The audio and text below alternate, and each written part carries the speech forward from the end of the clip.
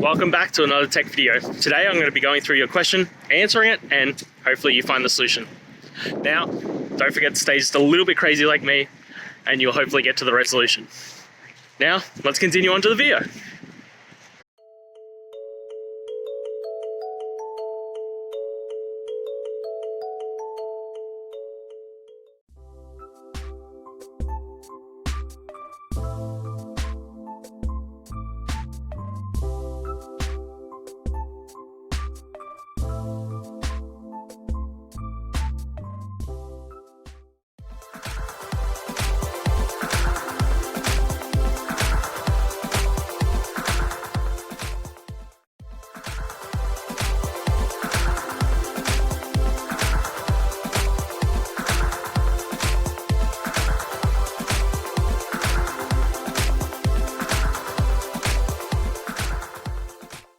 I hope that video helped find the resolution that you're looking for.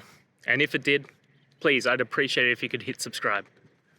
Until the next time that you need more technical help, I hope you have a great one. See ya.